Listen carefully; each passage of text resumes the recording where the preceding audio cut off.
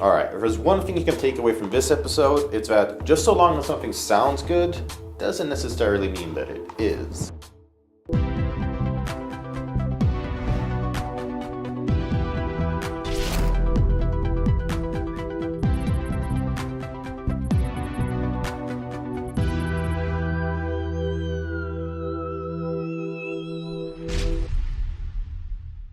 Hello and welcome to the Sci-Fi-Night special. I'm your host, Bastian Vendel Martinez, and in this episode we're trying to extract the good from the bad. So, there are bad films with good acting, good films with bad effects, and so on, but rarely can a good component be enjoyed by itself. That is not the case when it comes to bad, obscure, or forgotten films with good musical scores, as we can listen to the good music separately as their own entity and disregard the film to some extent.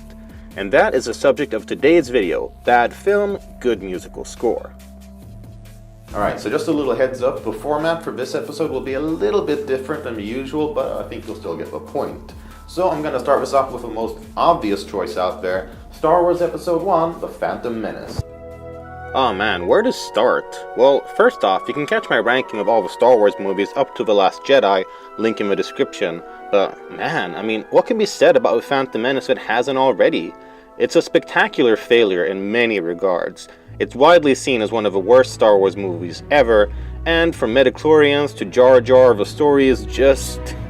It's coarse and rough and irritating, and it gets everywhere. I'd explain what the film is about, but it's not really worth it because, we all kind of know what it's about. Some kind of trade dispute and hidden power struggle to overthrow the Republic via staging a war in the shadows, or, I don't know, or fucking care for that matter. This film is a mess. There's some fun stuff in it, and it sure as hell tries its best to be Star Wars-y, but let's face it, Star Wars creator George Lucas has basically become the film equivalent of that one annoying uncle we all have, but instead of getting drunk at family gatherings and making inappropriate comments, Lucas gets drunk and decides to fuck up beloved continuity by creating these half-assed dollar store additions and changes to the series. The film is usually seen as having two saving graces. One is the villain, Darth Maul, a strong, silent, and formidable opponent who we know literally nothing about. The Phantom Menace? More like the Random Menace? Who is this guy? A saving grace with more character, though, is the score by fantastic composer John Williams, whose work you know if you've ever seen a movie ever, as he's composed the scores to Jaws, E.T., the Indiana Jones films, Superman, and so on and so forth.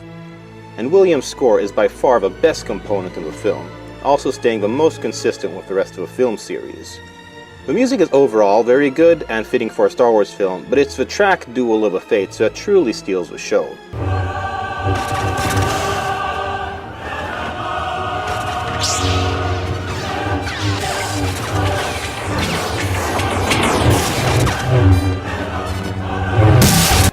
Honestly, this track could make anything epic, and it really is the most standout aspect of an otherwise globally disregarded film.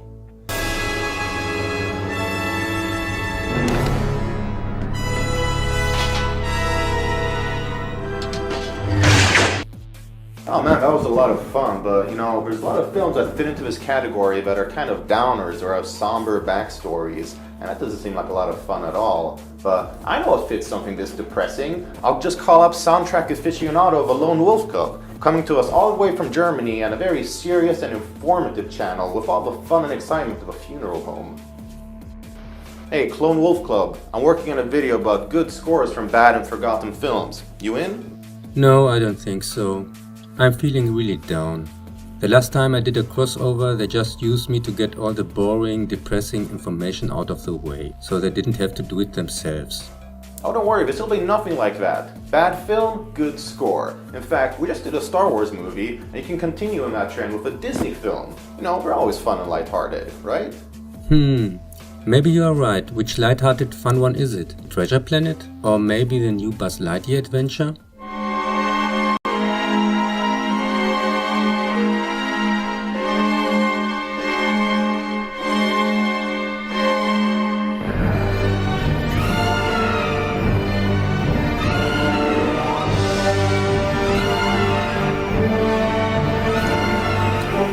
In 1979, Gary Nelson's The Black Hole tried to suck in some money from the Star Wars cake, but fell short with audiences and critics. The movie received a PG rating thanks to some mild swearing, first time for a Disney film, and scenes of human death. A research vessel finds a missing ship on the edge of a black hole. It is commanded by a mysterious scientist with a German name, obviously not the bad guy. Human-looking robots had replaced the human crew, which supposedly left a long time ago. Nothing suspicious here, I guess. The interesting orchestral score by John Barry, best known for his work on the James Bond theme and scoring several early Bond movies till 1987, had his first complete release in 2011. The Black Hole is a fascinating mix of elements and themes borrowed from 2001 to Star Wars. Scenes with a silly-looking robot seem straight out of a cartoon, appealing to babies. But scenes with his murderous counterpart are straight out of hell. And also the philosophical and religious parts are clearly adult stuff.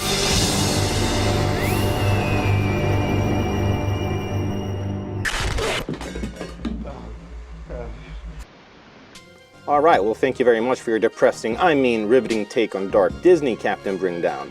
Moving on, we get to a film that may actually be my favorite so bad it's good film. 1991's Samurai Cop, a film that's got it all. Action, suspense, romance, body parts being cut off.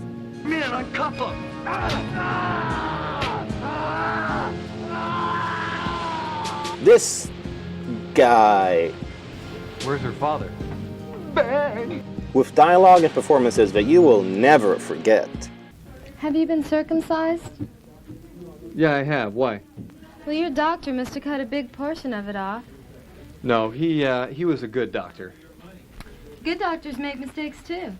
That's why they buy insurance. So, this film is written and directed by Amir Shervan from Iran, known for other classics such as Hollywood Cop and Killing American Style, but Samurai Cop is his magnum opus because it's just a masterpiece of failure. It truly is an accidental work of art. I genuinely think that every single scene, every shot, hell, probably every single frame has something wrong with it, either in editing, audio, visible production equipment, or just with terrible, terrible acting. Mr. Fujiyama, the head of the Katana gang. This is where he's been hanging out. What does katana mean?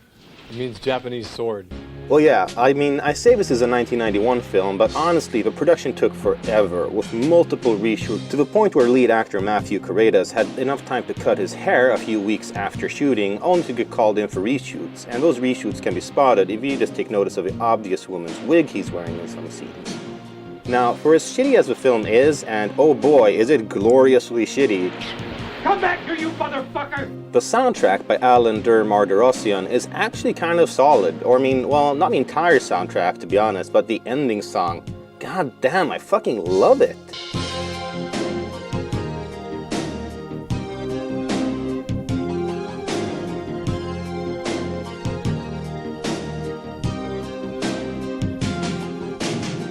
But why can't I find more from this composer? Hey, wait a minute. His name isn't spelled with 2 S's. Oh, come on, Amir Shervan, you fucking misspelled the name of your composer? Seriously? Anyway, the outro track is excellent and sounds like it belongs to something much better. In fact, I'm not the only one who loves these beats. Even Mark from the YouTube channel Fanboy Flicks digs it, so much so that he sampled the beat for a Samurai Cop rap song. What's up, bitch? Yeah, I got a lot of shit on you and your whole Japan multicultural crew. Allow me to introduce us to the f*** I am, Samurai Cop, and you're gonna die by this hand. Either way, this is a hilariously terrible film that ends with an excellent song.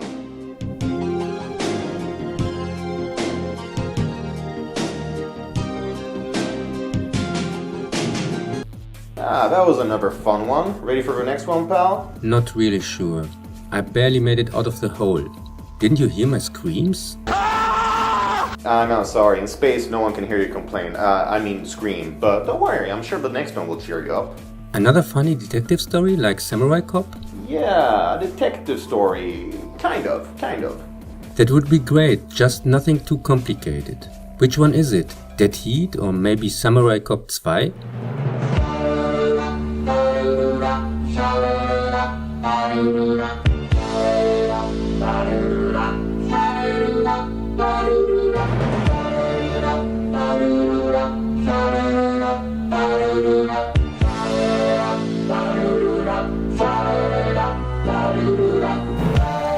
Argento's Tenebrae was a return to giallo, an Italian subgenre usually murder mysteries with highly elaborate death scenes.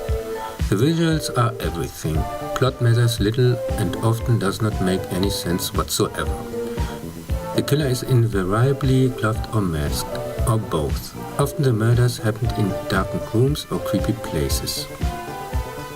American author Peter Neal, who, while in Rome promoting his latest murder mystery novel, becomes embroiled in the search of a serial killer who seems to get his inspiration for his killings by his novel. The Italian rock band Goblin has provided the score for two of Argento's previous films, Profondo Rosso aka Deep Red in 1975 and Suspiria in 1977. In 1980 they disbanded, but in 1982 Argento asked three of the band's former members to work on Tenebrae. The resulting synth-driven score was credited to Simonetti Pignatelli Morante, as Goblin's former drummer owned the rights to the use of the band's name. Tenebrae had a very hard time and bad luck during release. In many countries he got partially heavy cuts due to it's one of Argento's bloodiest films and features scenes of female homosexuality. One actress married future Italian Prime Minister Silvio Berlusconi, and for a few years it was impossible to see the film in Italy legally, as prints were withdrawn altogether. In the US he was cut like hell and appeared as unsane with devastating reviews. And he soon found itself included in a list of 39 so-called video nasties that were successfully prosecuted and banned from sale in UK video stores. And the list goes on.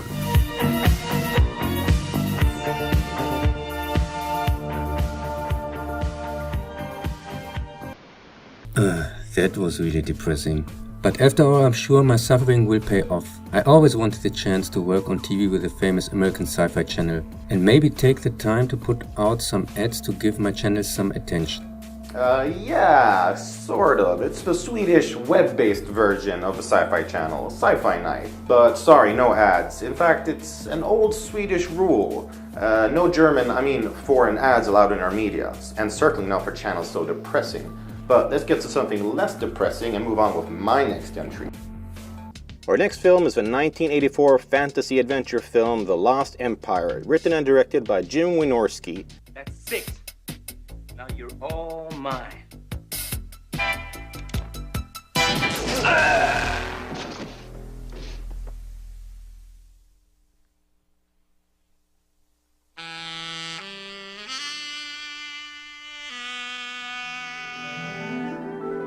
So it's a film about three scantily clad ladies who trying to stop some wizard from sacrificing some swimsuit models to I don't know. I mean, he's up to something. I mean, there is a plot in the film, I'm sure of it. I just feel so distracted for some reason. Oh yeah, right. This is a Jim Wynorski film. That explains why I can't remember any plot. Okay, so quick history lesson. Jim Wynorski is a true exploitation king who's given us such classy films such as The Hills Have Thighs, Cleavage Fields, The Breastford Wives, and The Bear Wench Project, as well as standouts like Komodo vs. Cobra, Vampire in Vegas, and Piranaconda. So with those credits in mind, The Lost Empire is just as shitty and exploitative as you'd think. But it does have one very redeeming quality, a fantastic score by Alan Howarth, who gives us an awesome score that sounds like a cross between Escape from New York and Terminator.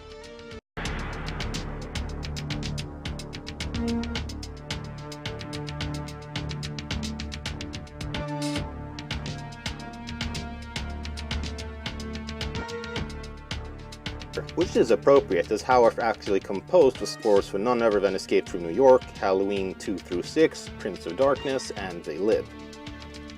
His score is pretty much the only touch of class in this film, which is in all fairness a so bad it's good kind of film, with a too good for this film kind of score.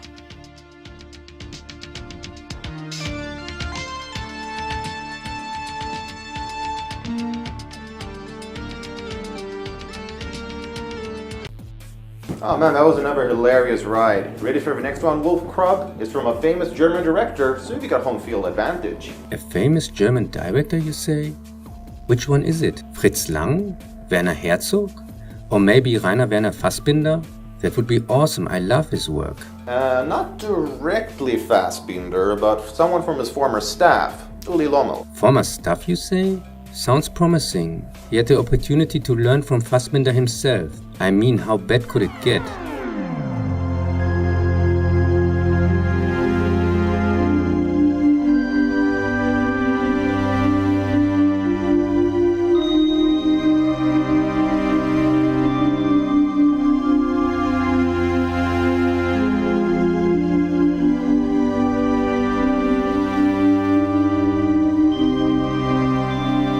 When you were a child, did they warn you about the boogeyman?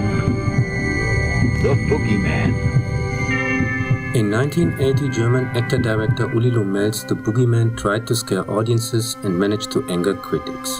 The $300,000 movie made $35 million worldwide back. An adult brother and sister are targeted by the ghost of their mother's deceased boyfriend, which has been freed from an imprisoned mirror. Maybe it has something to do with the fact the boyfriend was stabbed back then from the brother, seen by his little sister in the mirror, which is now a kind of host for the boogeyman, randomly killing people because of why not, who knows. The film is not as bad as the follow-ups or most of the other abominations from wannabe director Lommel, and can be confused, after enough booze, for a real movie. So, back to the movie. Some fearless reviewer like The Movie Void ignored all warnings and tried to make sense of his work, finding an explanation how something like Daniel the Zauberer could happen and how this affects mankind as species. This traumatic experience led to partial amnesia. Now let's take a look at the lone Wolf Club. What kind of club? That's Cub, Le Movie Floyd. Stupid Man got in 1983 a sequel, Boogeyman 2, Petting Boogaloo, in which the mirror spirit possesses the body of a manservant. This time without big studio involvement, and as a real independent production, Lommel was able to show his true vision. Which means, of course, padding with many flashback sequences from the first film to even get to 80 minutes, and releasing in 2002 a director's cut redux version with stills and speed-up scenes from the actual Pussyman 2, and himself sitting in front of a camera telling the plot, partially staying in the same character he played himself 22 years ago. A director, of course. Because that's real art of filmmaking. I mean, of course, the plague meets cancer. But even the normal version of Flashback Man 2 has so many flashbacks, partially even within flashbacks he already flashed back to, making the viewer wishing for a soon death, to be spared from the rest of this flashback holocaust. The same and even worse goes for Return of the Boring Man, or Petting Man 3, The Flashback Man 2, Dawn of Pointless Man from 1994. Has been my guest. It is also largely constructed around numerous flashbacks to the first movie and has even less qualities whatsoever. I am sure he killed more people, ending their lives out of sheer boredom during watching, than the mother's ex-friend Ghost Mirror Man himself. Back then, part 1 and 2 were partially cut and got also banned in some countries, thanks to violent scenes. This fact made me curious, so I risked a look and found myself mostly fighting against falling into a sleep coma. Till I discovered the ingenious score by Tim Krog, which is used in the first 2 movies and clearly their only right to exist. This doesn't go for part 3, which should be burnt immediately and buried in sacred ground, to avoid more boredom deaths by unsuspecting viewers. Hey Wolf chum, I thought I told you, no advertising. Don't know what you're talking about. I'm not advertising anything. I'm looking right at it. Probably a Fata Morgana. They appear often in hot desert countries like Germany or Sweden.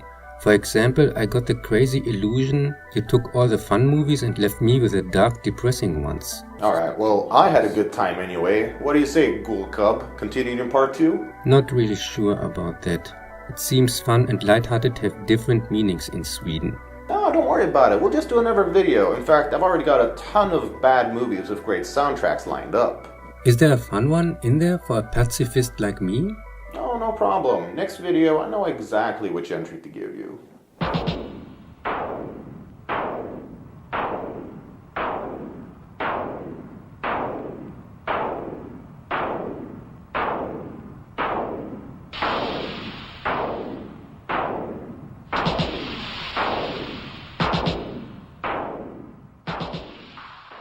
Oh, great. Don't worry about it, pal. By the way, I couldn't help but notice some changes ever since you went through the black hole. I've no clue what you are talking about. Wait, was that German?